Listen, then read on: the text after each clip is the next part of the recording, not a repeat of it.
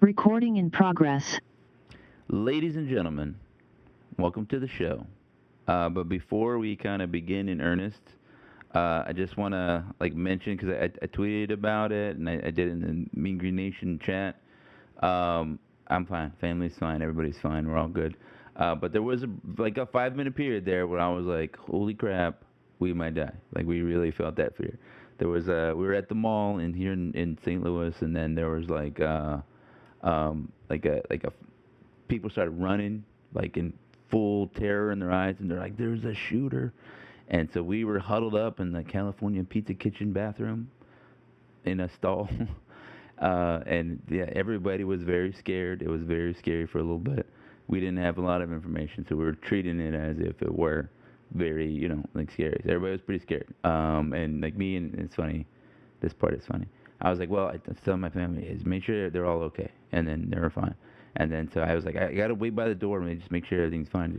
Just something. I just want to be by the door to maybe I don't know. And so I kind of stepped out, and there were like five other dudes with like the same idea. And I was like, yeah, all I got is a pocket knife. And the guy was like, I got a butter knife, and that's I'm gonna use it if I have to. And I was like, you gotta use what you gotta use. I mean that's kind of that was it. But so everything ended up being fine. There were actually no shots fired. Something fell. There was a fight in the food court, but I guess something fell and it sounded loud enough that it freaked out everybody.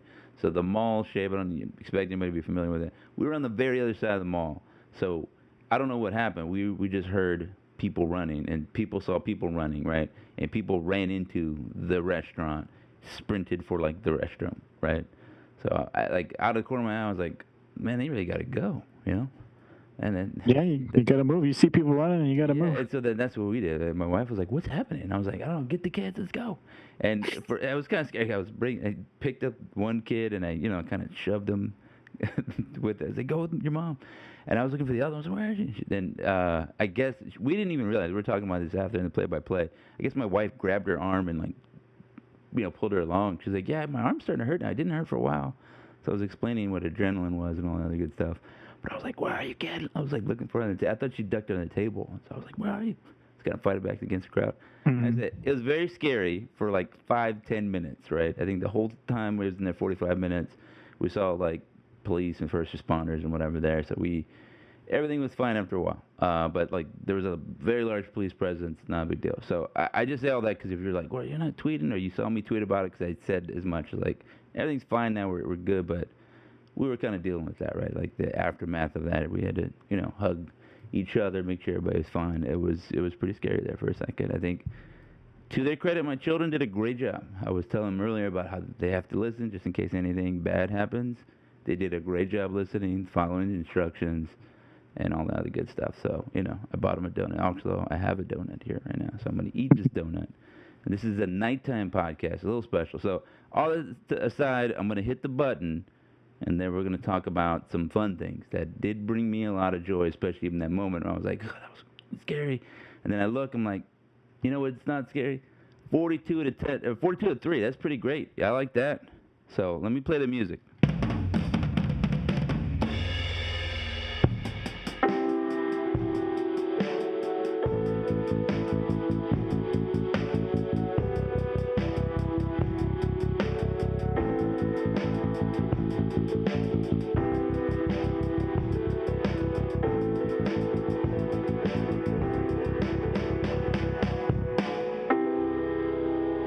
Ladies and gentlemen, your North Texas Mean Green football playing program, right? They won today. 59. Let me say it again. 59 to 10. And that Say it one more 10 time. 59 to 10. And that 10, man, like nobody, very few people there to watch that 10, that last 7 there, some guy got it. Eckhouse out there, going against the backups, the walk-ons, you know, the also rans. They're like, no, no, no, I did play college football. Oh, yeah, let me see your stats. Well, you got 3 plays here against Washington State back in, those guys. Those guys were out there trying to play defense. You know? It's 60 minutes. It counts. Yeah, I mean, will they have to do extra sprints? Yeah, yeah, they will. I mean, that's it. But again, 59 to 10. It, like there's a lot of stats going on, but because you have time to look it up, like the most points in 15 years, whatever. It was the most points in the first half against an FBS opponent. Okay, so all this to say is like, hey, is this unprecedented? Yeah, mostly, right? Washington State, as of yet, is still an FBS program, and as of right now, they're a P something program, right? Like they're P2, right? They're like P Chewy. yeah, they're over there. They're like PU. Ooh. And so, I mean, this is a little get back maybe against the Pacific Northwest in general, right? We all remember the FCS program that shall not be named. I guess the one I was like, this cannot be happening. But Yeah, I had a coworker that went there. You trip them. You kind of sabotaged. Yeah. Oh, I didn't read you. When you see him come for the coffee, just empty out. Sorry, I didn't. There's no more coffee, but I'm sorry. I don't know who keeps doing that to you. Walk away with the thing, the carafe. Yeah. Sorry, but I don't know. I don't know where your stapler is. But yeah, so like ever since it was a little get back against the Pacific Northwest, and I guess you were hanging around some Coug fans today, is that right? Yeah, I did, and just to go with your donut, I've got whiskey. I've got whiskey to go with that donut. Glad you're okay. Now, I did host a watching party. I talked mess all week at work. I did have a bet going where if we lose, then I've got to wear the Wazoo sweater, and if we win, they've got to wear my nice coach's jacket. I've got one of those mean green coach's jackets, the kind of shiny one with the stitched lettering. It's fantastic. This guy's gonna look great in it at work. That's all I'm saying. Anyway, and then we hosted a big party because there's a lot of Washington State alum around here, and we set up the patio. We got a TV just for this event. Put it up. I smoked some pork shoulder, smoked some chicken, and made a whole mess of sides. Just made it a whole Texas event for everybody. And I didn't know what to expect. Right in the preseason podcast, I thought we were going to lose this game. I said as much, and I just wanted to have a fun, just like, hey, we're kind of like eye to eye in this situation, right? Both college programs, Yeah. Out here, we're footballing together, And it was after the first series, I was like, oh my god! Everybody was like, what? And the mood kind of changed from like, oh, this is fun to, oh no, this might not be fun for them. This ain't fun at all. I don't like you Texas boys. It was. I said, not to bring the mood down. And the whole thing was very strange because my phone was still giving me updates. I'm like, well, if you look down, it's like 28-3, and I was like, wow, that's pretty great. Everybody stay safe. Let's make it do a touchdown. That's the good news.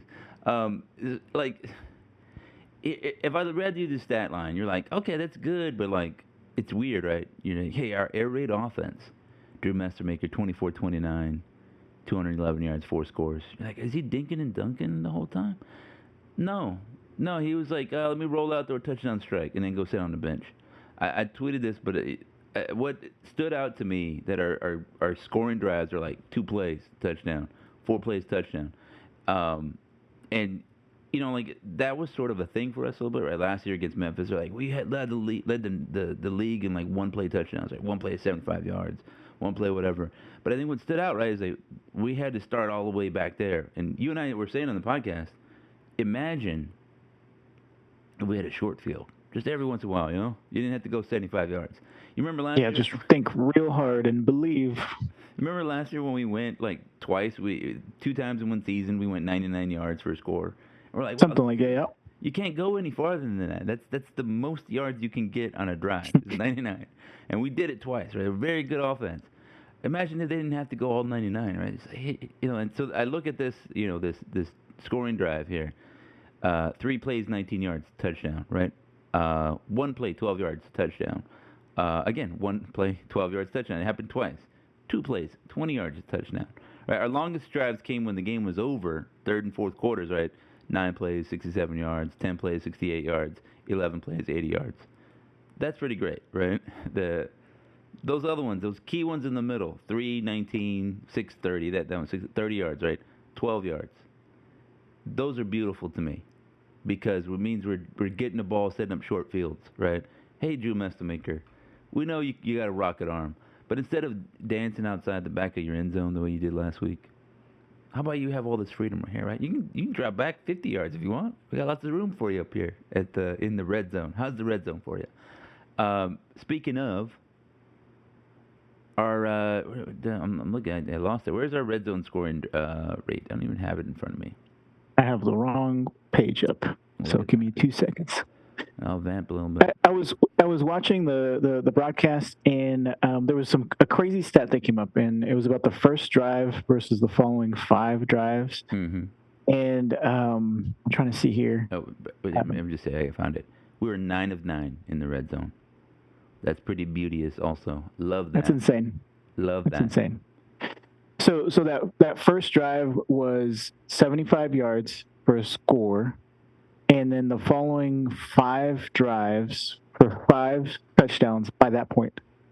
I'm trying to add it up in my head. It was like 90 something yards, 97 or so yards. So 5 drives, 97 yards, 5 touchdowns after that first 75-yard drive. That's insane. And the time of possession on those, that first one was 4 minutes, 27 seconds. Then it's 8 seconds. I think that's 2.5 minutes if I'm reading this right. 1 minute or whatever. 1 minute, 15 seconds, 36 seconds. That's crazy. It's how you get 59 points, right? You want how you score 59 points. You get one play drives, right? It's short fields, touchdowns, defense. So I think we saw exactly what we wanted to see, right? When we fired the old guy and we hired the new guy, it was with this specific result in mind. Not against his team, whatever, but you're talking about this kind of day, right? 5 turnovers, short fields, touchdowns. I think it was the number 1, right? The cornerback. I can't remember anybody's name. I have to look it up right now. I'm terrible. Our cornerback or their cornerback? Our cornerback, David Fisher. I think it was him that said, "I've never played on a team that could score like this. I have an offense like that. We've always had a ball control offense, so I'm excited about it. I think we could do big things next year." That's what he said when we announced he was coming to North Texas.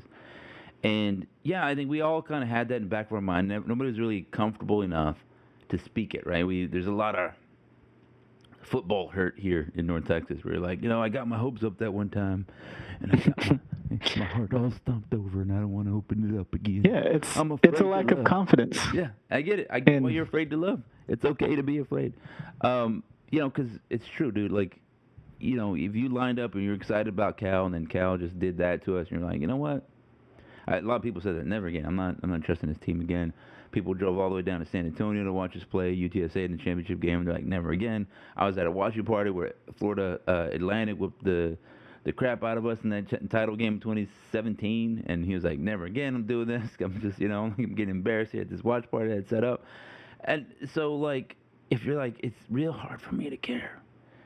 I get it, right? And I think this is a step towards that, right? If you cared a little bit, you're like, fine. I bought those $9.40 tickets. I bought the shirt, the Denton Desert shirt. I was buying into it. I was retweeting the thing. I did it. I'm ready to believe again. They, right away, they're like, hey, 28-3, buddy. Hey, right before halftime, 42-3. You can go home. We're not losing this lead.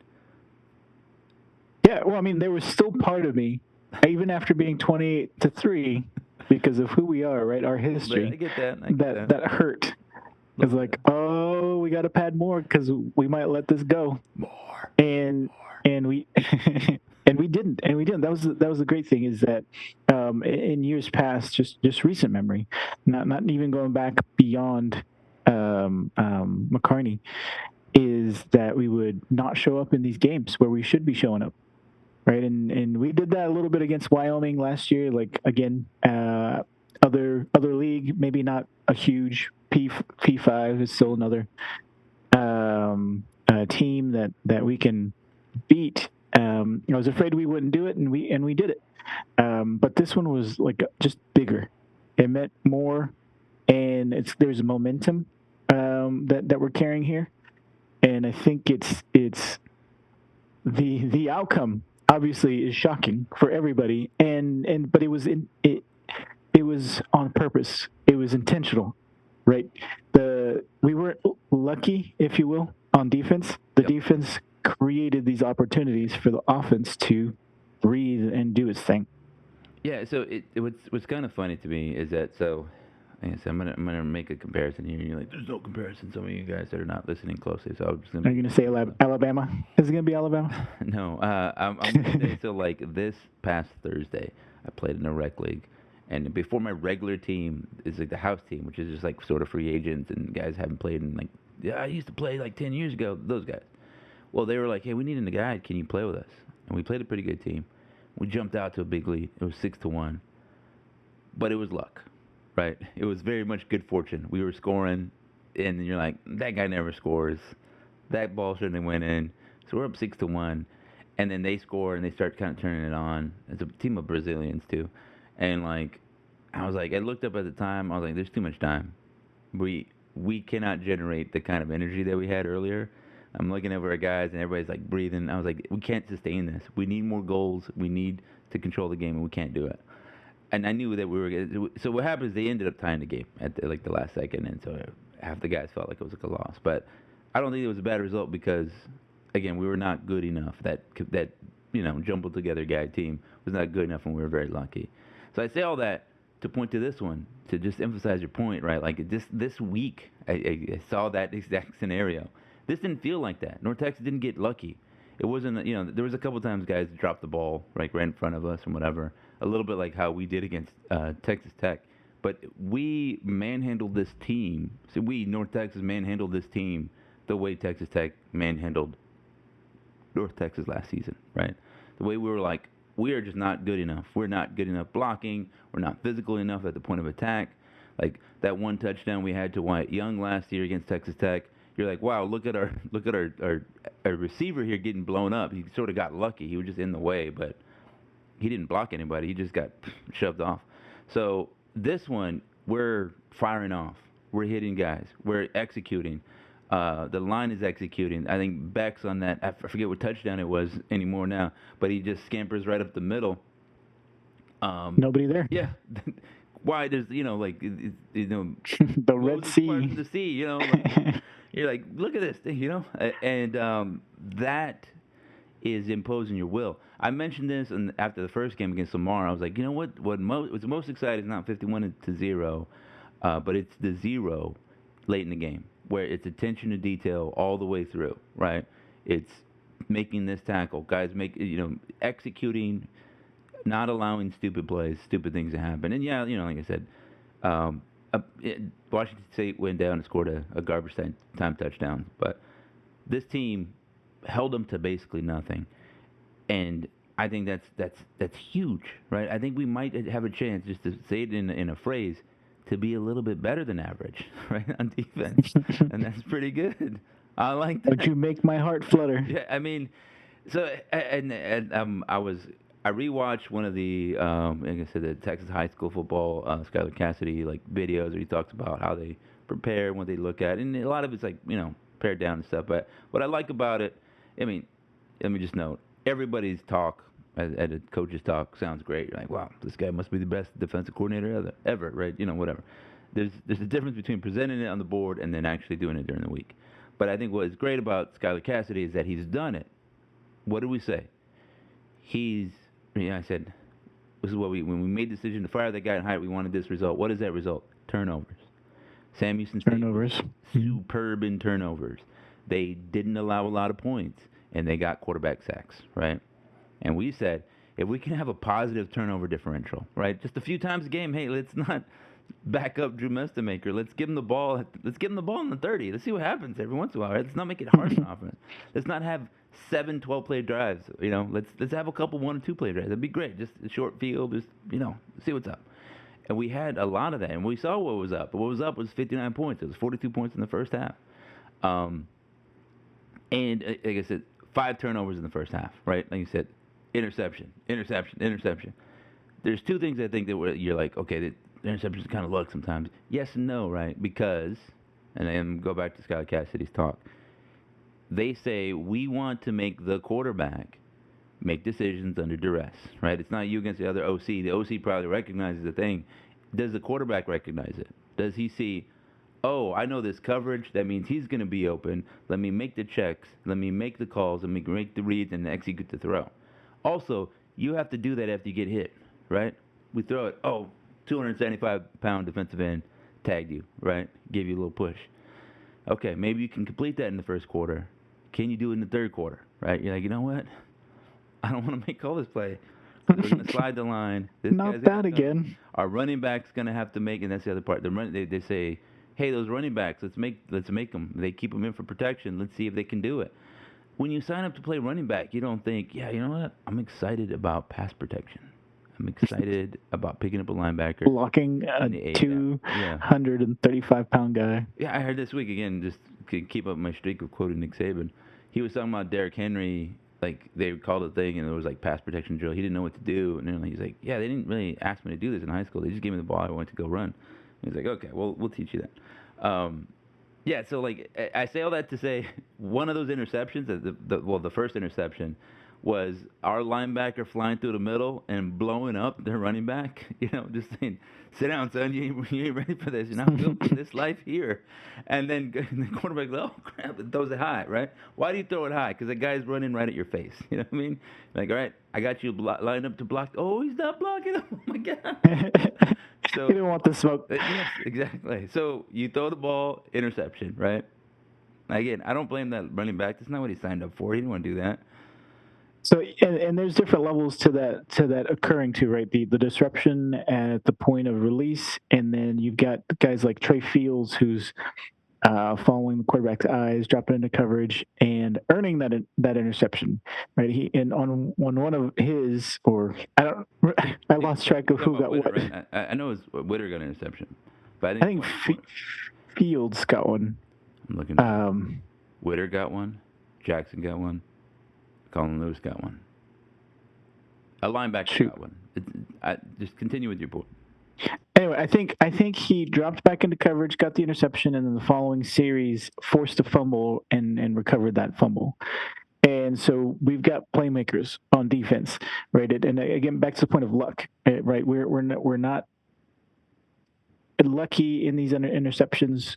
They weren't hiding behind somebody. They read the play, they assessed, and they attacked, and came away with those turnovers. And I always ask for just one. Just give me one turnover in a game. That's all I'm asking for.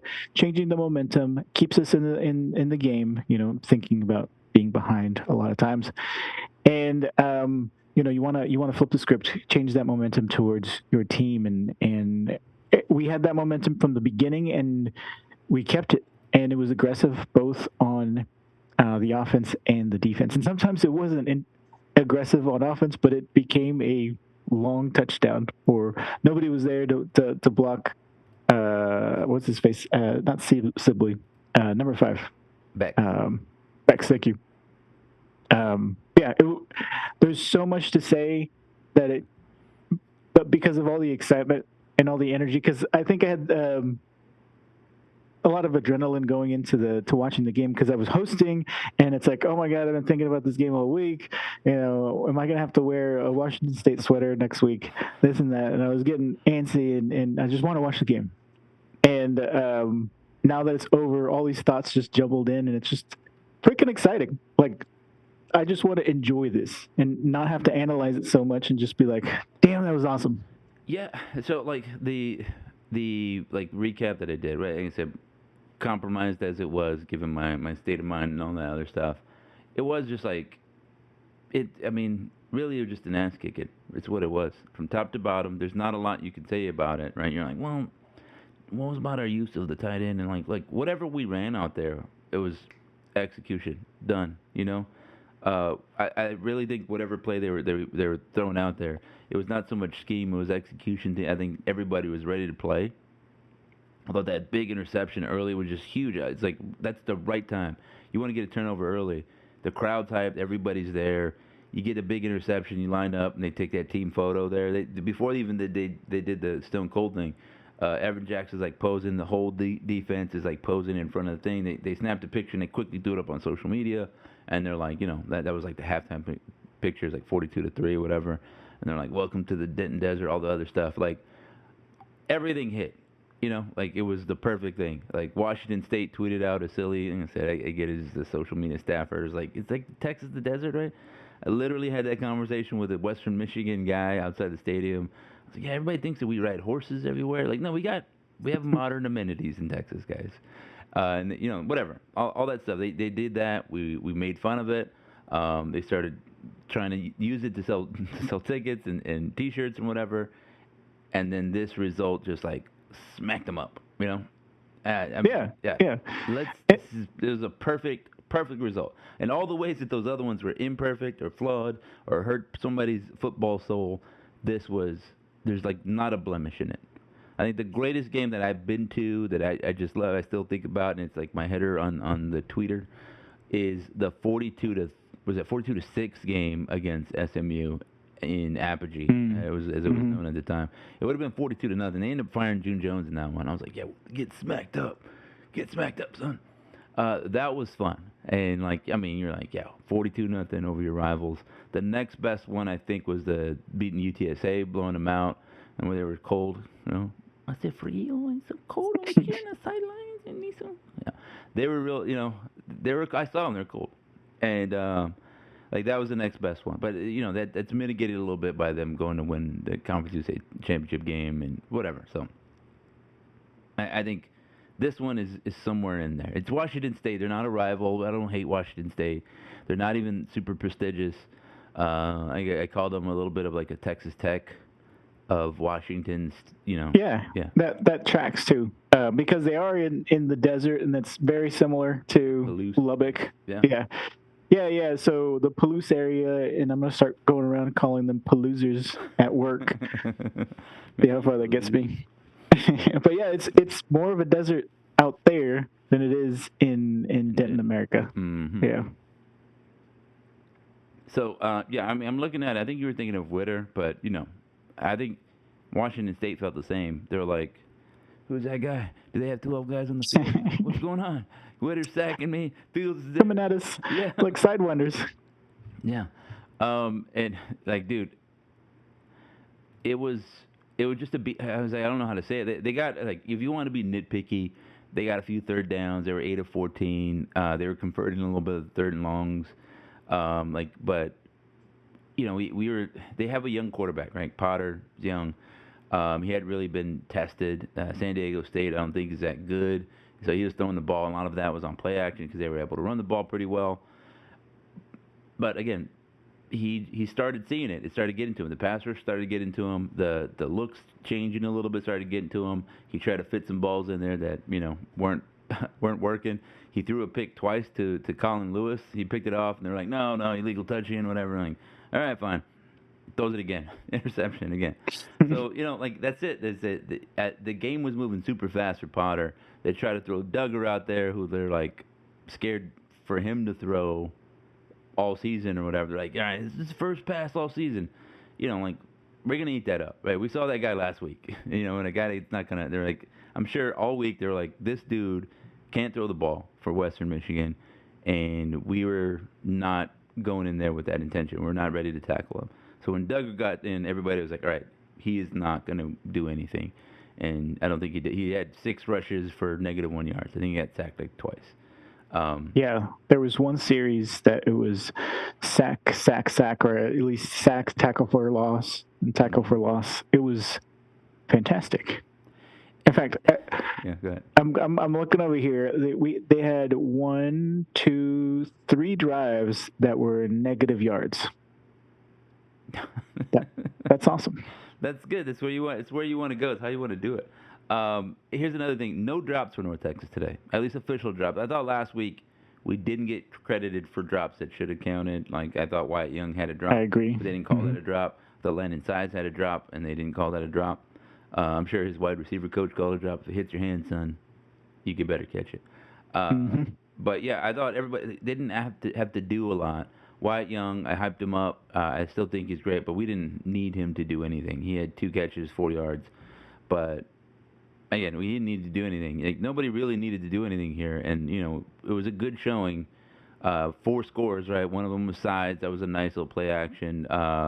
Trey Williams, a little what is it called? I forget what it's called, but it's essentially a little tight end post, corner route. I mean, and then you have a triangle read. Great red zone play, executed, throws it on the money, touchdown. One to Ethan Day, our defensive end. And then Yeah, that was just silly. yeah, and then went to Young Junior over there, right? He caught a little. It was a little slant. It's basically the play. It's a little red zone play. I thought our red zone game was excellent. Again, nine. Brandon Young is what I'm thinking of. Yeah, 87. He it's a little slant route. You basically just scheme it up so he's going to catch something. He's a big body. He catches it, falling in the end zone. He didn't even do that because they were not really guarding him. Washington State, for all of our own hype of them saying, will we be able to be as physical with them? They want to run the ball. That San Diego State's a good program. They're a tough program. They looked like they were getting bullied by North Texas. Yeah, I totally agree, and I had the same mindset right there. Even though they might not be as a prestigious of a program, I expect them to be able to recruit big guys, fast guys, this and that, and which makes it harder for us to compete. And we've seen it before. It's not an unreasonable assumption. And this is not to knock them in any way, but this is where my mind was. And then seeing us being able to push them around like we did, being physical, being quick and faster than them, and getting them out of position, out coaching them, out scheming them, and whatnot, was a good feeling, and a good feeling that I hope continues throughout the rest of the season and in the future. Yeah. So, what was I going to say about this day? Like, I think you can probably criticize them and say maybe you shouldn't have got so many San Diego State dudes. Not San Diego State. South Dakota State dudes. They got like 16 or something like that. I mean, I'm sure a certain level of them are like program guys, and you went.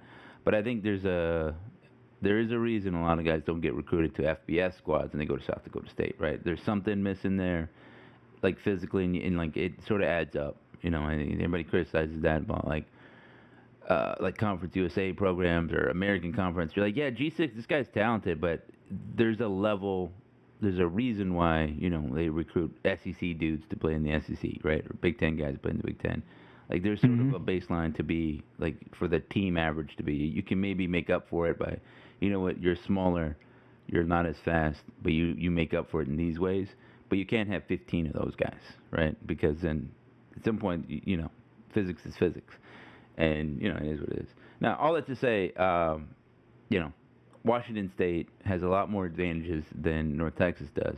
But I think given in the new era going forward, I think those gaps between these two programs are closing a little bit. Only because, like I said, Washington State, they missed the conference migration boat, conference realignment boat, and so they play like a Mountain West team, I think, which is basically what their conference is now. That's what it is now. Yeah. So 59-10. I think we go to Washington State in like 2 years or something like that. I believe so, and I will be there. There you go. Yeah, you have to get those same guys out there. You should buy the guy a charm. Like one of those like the charms, and put 59 on one side and 10 on the other side, and break. Yeah, that's genius. I like that. Make sure you give him the 59 and you take the 10. This is what we gave y'all, and you gave me this 10. It's so light. Yeah. Anyway, so here, let's run through the numbers quickly because I know we have a short, time frame here. 410 yards for the team today. Again, they should have an asterisk next to it because I think North Texas could have put up 600 yards on them if we wanted. But yeah. I mean, when there's only 12 yards to go, you can only go the 12 yards. Right. Again, repeating that stat from earlier is the first drive was 75 yards, and the following 5 touchdown drives were 90-something yards. So, yeah, I'll look at this stat here. 29 carries, 163 yards, 5.6 yards per tote. Mackenzie McGill, he was bouncing it outside. He made some fancy moves, and he walked in on that first touchdown. He might have slowed the pace. He did a little Usain Bolt. He's just kind of looking, 9 rushes, 67 yards, the score longest 27. We did not miss Kiefer Sibley. Not that we don't need him, but we didn't miss him in this game. Second leading rusher, surprising, is this the young Hawkins kid, Caleb Hawkins. I like that guy. Yeah, he was running hard. 8 carries, 50 yards, and all of that came like basically on one drive. Longest 16, and he scored, right? 6.3 yards per tote. Bex, Jaden Bex. He was everybody's favorite. He took that little toss play. He bounced. You were saying, hey, you got to run inside the tackles. Well, if you threw him a toss play, there's only one place to run. Run it outside, get around Yeah. the dude, and go score. He did that. He had 2 scores, 6 carries, 41 yards, long 14, 6.8 He's a yards. fast guy. Yeah. Miles Coleman had a carry. It was a glorified like a sweep play. He just like motioned to the backfield and took it on just a outside zone. So it's not too different than him doing a jet thing. But he had 4 yards. I think that's a good way to incorporate him into the offense. It's 5 total touches for him, and I think that's good. 4 catches for him, and then the 1 run. And then you had Ashton Gray. He had 2 carries, and then Dorner had a carry. I don't remember that one. And then Mestamaker had 2 rushes, -5 yards. Nothing to write home about. We threw it to like 15 guys, including it says Gabe Blair got a catch. I don't even remember that. I know. Oh, did he? Yeah, it was the bounce. Oh, yeah. And he caught, okay, I remember that. That was a good catch, Gabe Blair. Keeping his head on a swivel. It's just one stat because they don't really keep. They don't. It's an unofficial stat, like a pancake block or something like that. So, but you get 1 catch. 1 catch, -2 yards. That's an official stat. It is. But the receivers, nothing really, again, that stands out if you're not watching the game. If you're a box score dude, you're like, what did he do? 4 catches, 44 yards? Like, he did all there was to do. Landon Sides, 3 catches, 37 yards to score. Simeon Evans, 3 grabs, 23 yards. He made a nice early grab to, like, move the chains in the first half. Trey Williams, 2 grabs, 26 yards. Hawkins had 2. He had the little shovel pass. I love that shovel pass. I'm glad we're bringing it back. I think part of the reason we're bringing it back is because we're able to stretch the field. If you don't really expect a vertical threat, then that doesn't work so much. And we've been able to get that little shovel in there. I love that. It's a glorified draw, but Caleb Hawkins had I think his 11 yards came off of that. But yeah, I'm just Dalton Carnes 2 for 18, Backs 2 for 12. King got a catch. McGill caught something. Like we talked about, just random dudes. Just the list goes on. Coach, can I come in? Yeah, here's a pass. Cool. Now get out the game. We're just running the offense. That was great. Like a lot of it was like in the second half. We're like, how about we try to run some offense, guys? Because we need some more stuff. Like we need some reps. So we got 17 points in the second half, and 8 o'clock, 5 minutes, 5 minutes, 4 minutes were our drives there, and then there was a punt, in the fourth quarter. But I thought about as complete of a game as you could muster, and it was great to see. Yeah. In all phases, right? We improved on our special teams, we improved on defense, and we improved on offense. Right? We started off rusty last week, and we were just on all cylinders this week, and nothing more to add there. Yeah, I'll say my players of the game are the offensive line, because I thought they just executed well. I thought they were aggressive. I think you always give it to the quarterback. Like, so it's like a secondary category. I was like, did the quarterback play well? Yes. Mestamaker was nearly perfect. 24, 29, 211, 4 scores. Like he. Again, it's like he didn't strike guys out, but he got like ground rule doubles. You know what I mean? He just did what he had to do. Just they grounded the second out. They got through 7 pitches. We got through 2 innings that way. But so I like that. That was great to see. And then on defense, I don't know. I kind of Shane Witter was balling. He had the interception. I thought he was flying around, like you were saying. He had a tackle for loss. He had a hurry. He was a leading tackler. I think you kind of give it to him. But, again, defense is a team game, and I think you can really see that. You see that how the pass rush makes suddenly our defenders are just, they're ferocious. They can play aggressively. And then also because, like you were saying earlier, because their coverage is so sound, our pass rush can get there a little bit more. And I think that happens too. Yeah, and Sorry, I've got dinging in my headphones. So Witter, yeah, I mistakenly said Trey Fields, but for me, Witter, I wanted to give him the game ball because of the back to back, the interception, and I believe unless I'm wrong, he recovered a fumble in the very next play, and giving us two very short fields. So the defensive backs played super well. They were aggressive. They played. At times when I thought they might be called for pass interference, they weren't.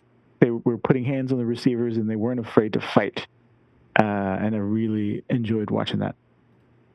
Yeah, dude. All right, not to bring it down anymore. Next week is Army. What do you think about Army? What did Army do today? Because I know what they did last 2 weeks. I have They no lost to idea. Arlington. Were they? You know what? They might have had a bye today. Ooh, that's tough. Yeah, I think they did have a bye this week. I mean, you know what? Yeah. Fine, because so did we. Scrimmage. We go to Minchie Stadium. Last time we played there, we won, right? Like the 3 times. I can't recall. Yeah, the last 2 times Army's played us, right? Yeah, they played us in the bowl game. That was in Dallas. They beat us. Part of Dallas. Mm-hmm. Yeah, and then they played us here, right? And they beat us. Those are the last 2 times I remember playing them. And then the time before that, we played at Minchie Stadium. We won. I think I have. So we played them at home and we won. We filled up that stadium. Yeah. Really nicely. I'm trying to recall what year that was, but CBS Sports came by and was filming and stuff as we were tailgating, and it was a big game. I can't remember, but we won that one. Anyway, traveling to Army is always tough.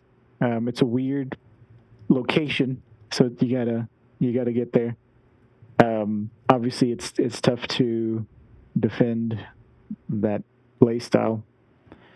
One game out of the year. I guess now maybe 2 games. Yeah, all right. So I'm looking it up. That's what I was doing. So we won 35-18, right? That was the Jeff Wilson game. And then they beat us 38-31, Heart of Dallas Bowl. And then we won. Yes, this is the one I forgot. We won 52-49. Okay, yeah, I remember that.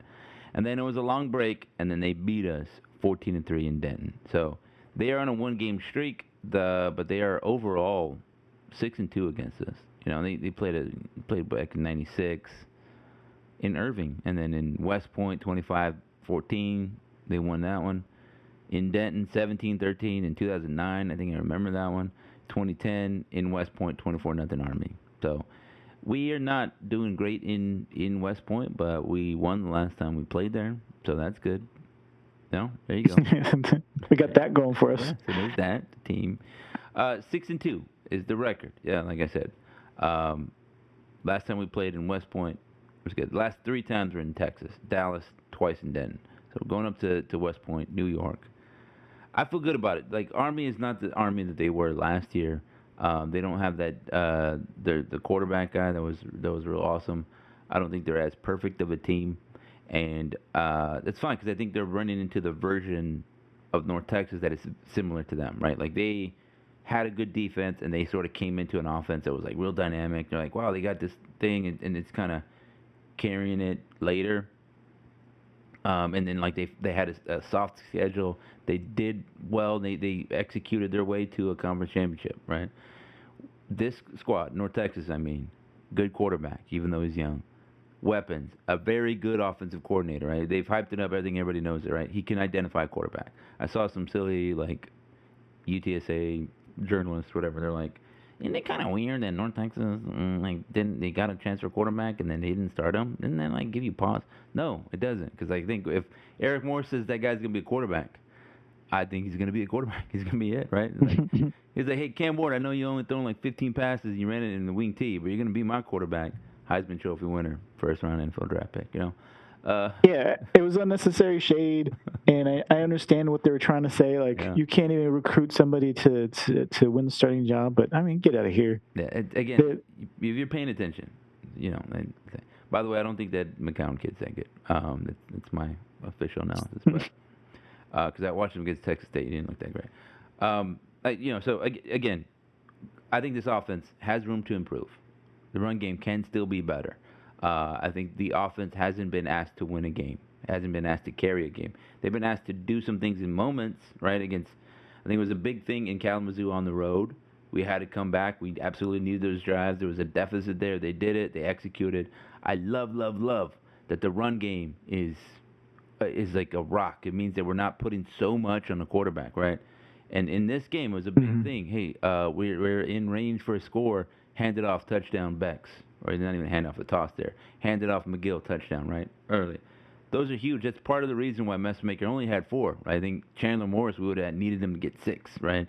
Or we were looking for long touchdowns from our wide receiver converted running back guy, Shane Porter. I'm a fan of him. But you see what I'm saying? You need in football short yardage, and sometimes it's great to be able to take the ball out of the quarterback's hands and say, "Here you go, guys. Let's be physical, right? Let's make them think, not just think, how about this pass rush? Let's knock them on their behinds and then get a couple yards." And that's great. Yeah. Able to do that. Be physical. Won the game last week with that. Because he only had 2 touchdowns, right, passing. All that's the defense. They're giving us even more than a chance. You were saying, here's what I say, right? Do you remember against UTSA? It was Chandler Rogers' year, where North Texas had some fortunate situations against UTSA. We couldn't capitalize. That was a little bit of luck. Where I was like, I don't know if our defense can really stop it. It's kind of fortunate we got the ball here and we turned the ball over and whatever. The offense needed to be. That was like a fumble or something like that. Yeah. Offense needed to be perfect, or else we're just like this.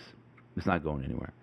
I don't think that's the case. I think we can make mistakes, and we talked about this on the show. We said going forward on 4th, being aggressive in plus territory when your defense is playing well, it's an offensive enhancer. You're just like, oh, you put a lot of pressure on the defense, on the opponent.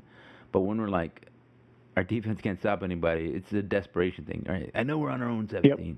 And it's 4th and 2,000. But I think we need to dial up a pass here, guys. Because, I don't know what's going to happen. It's the only thing we can do. Yeah, it's all you got. It's the only chance to win. So I feel real good about it. And, again, looking at the schedule, I don't see a lot of real danger. And, yeah, okay, let's talk about this real quick. Just to remind everybody, real quick, because I know you don't have that much time. Army, Mitchie Stadium. They're not as tough. I think you can get a win, but it's going to be tough. I think it's going to be a little bit more Western Michigan than it will be Lamar or what are they called? Washington State. Washington State, Wazoo. Maybe we're just good against red teams, right? Lamar red. That's a good point. Red, and then the teams with this gold brown kind of that's the one. Yeah, you can't get it. We respect the caca color. We respect it too much. The color brown, respect it too much. South Alabama, they had a good game. They were competing there for a little bit. They looked a little dangerous, but they're at home and they wear red, so I'm not too worried about them. Mm-hmm. Then a bye, then in South Florida in Denton at Datku. That's a tough one.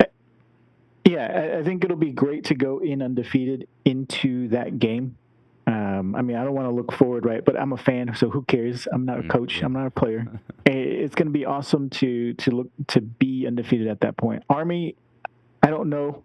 I really don't know what to expect there from them. I think we're able to pick them apart. I don't know what to expect in terms of defending their offense. But I think we can pull it out. I think we've got the confidence right now and the momentum to pull out a win. Yeah, I think, again, going back to Cassidy, I think he does a good job preparing. I think that's his sort of skill there. His dad was a coach. He's a coach, and he's been coaching for a long time. And I think it's one thing to know things. It's another thing to be able to teach people that, to get them to do it. And, yeah, I think he's good at that. He's very good. He doesn't have elaborate schemes like you thought he was a linebacker, but actually he's a punter. What's going on? So, it's nothing crazy like that, right? It's just hey, play sound football, right? We know what you do. We're going to line up. We're going to do it. We're running. It's cover 4 here, right? But you thought our best defensive rusher was going to be in the right. Now he's going to be in the left. And like I said, simple stuff we know how you block. We know how you pass protect. But now we're going to have our best pass rusher, and you're trying to chip him with your running back, and he doesn't want to do it. Right? It's just football. It's just sometimes it's our guy beat your guy, and we schemed it up so that way you have to defend our guy one-on-one. And do it all game, and now you can't do it. So I like that. And I think it's crazy that we feel Like it should be easy, but we've never or haven't had a guy like that in a long time come through Denton with that. I think when maybe it was like that. Scladini, yeah, He had a basic 4-3 defense, and it was not a lot of it was just executing. It was like, hey, defensive line, that's it. get to the Executing. dude. You get to the dude now. Suddenly, Marcus Strikes can fly around and hit people. That's it. Yeah, the arguments between like 4-3 versus 3-3-5 and all that aside, last coaching staff, you had the defensive coordinator yelling at a defensive back because he was not lining up in the right place on a 3rd and short. And here, the guys feel more prepared, right? You're getting better coaching and planning ahead of time rather than we'll see what they do. No, there is a plan there in place, and guys know where to be and how to react in those situations. It's like I said, super clear to me, and I don't want to throw anybody under the bus. So my daughter's my daughter. She's 4 or she's 7. She made a save. She filled in as goalkeeper in the little YMCA soccer. She dove on the ball. She looked real cute. She dove on it. First save ever. I was like, wow, look at this. Got a New Hope solo here. But there's some coaches. You hear a lot of coaches. Come on, get out there. But they're like, yeah, pass it to your teammate. And I've been to the practices. I'm like, you guys never practice passing to your teammate. What does that mean? How do you do that? Like, you just think about, especially for like a kid. You know, I have these, 4 of these kids here. I know that sometimes I tell them, like, hey, make sure you sit in your seat. And they're like, Dad, what does sit on your seat right mean? Like, you know what? That's good. When I say sit right, this is what I mean. I got to demonstrate the behavior. All of those things. If you're not doing that, you can't just yell at them. And I think a lot of coaches like to be like, come on, let's go. You're just yelling things, but that doesn't mean anything. It's just whatever. The coaching comes during the week, right? So then everything else is just reminding of them. It's just helping them be mentally in the space that they were when they got it right during the week, right? You know how to do exactly. You know how you do your technique. Hey, right here, you're getting sloppy with your technique, but it's minor adjustments. It's not big things. You can't coach. You don't yell, hey, it's 3rd and 1. What do we do? That doesn't help anybody. Hey, 3rd and 1. Remember what we said. Time it is. Hey, let's do the thing. We practice this all week. When I say it's 3rd and 1, you know what it means. Come on, it's 3rd and 1. Who's that help? That's you. It's like, it's not my fault that we're getting blown out. That's what you're saying.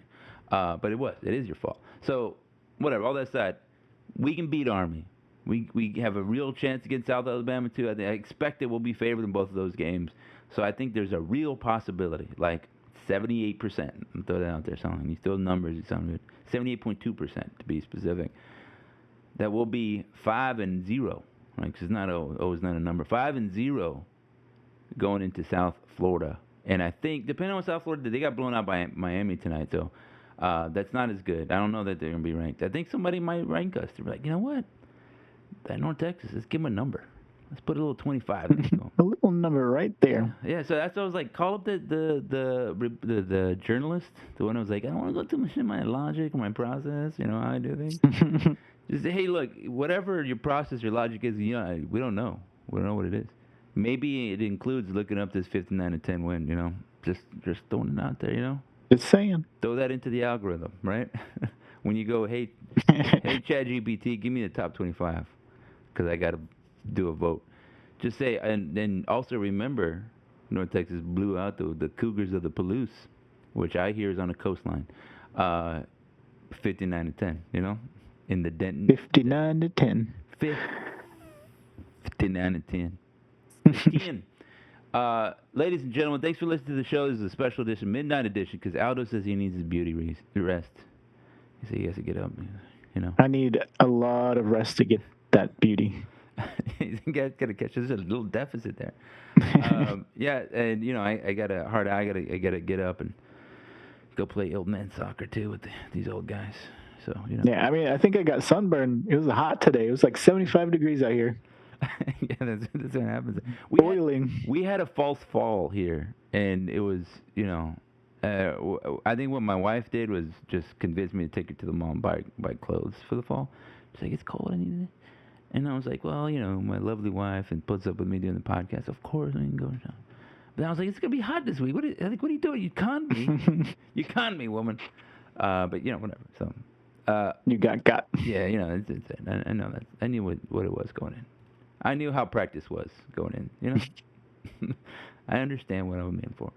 Ladies and gentlemen, thank you for listening to the show. Please subscribe. Subscribe, as Bomani Jones says. like the preferred way for you to support the show is click subscribe on the Substack. Aldo does get paid. I do send him a bag of Cheetos. He gets that Cheetos, I wrap it up. The flaming hot kind. But, I do taste it first. I get a couple in there, and I'm like, all right, put the okia on there, and then I send it off to him, And, he eats them. So it's all Put good. a little bit of hot sauce in there. Yeah, just that'll be fine. FedEx doesn't mind if it's in there. Yeah, thanks for listening to the show. We appreciate all your support. There's been kind words in the comments, and then this, that, and the other. We try to do the best job we can, and we will continue to do so. Go Mean Green. Go Mean Green. Yeah. Recording stopped.